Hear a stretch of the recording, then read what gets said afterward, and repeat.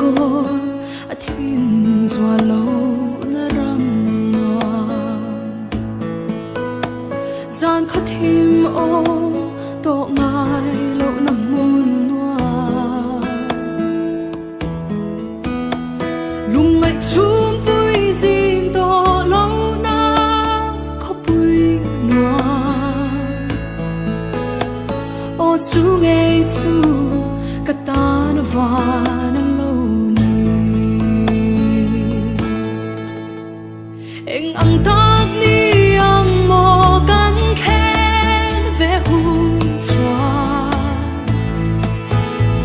lui pui kam moi ta ka lung du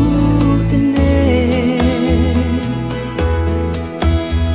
kan in to gang chan dam tu choi moi tu chu ngay chu katan van ni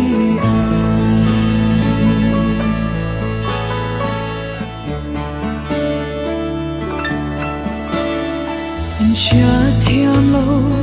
na ôm to lo na mun noa lung ro lo na ta za lên na mun thiên lai ma kan in liam to lo na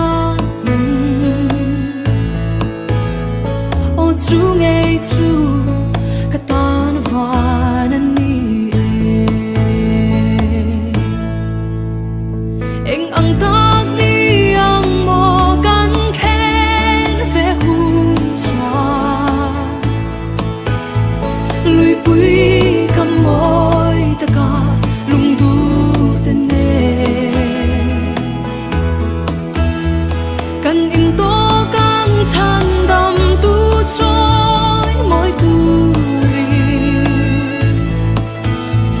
o chu ngay chu katan va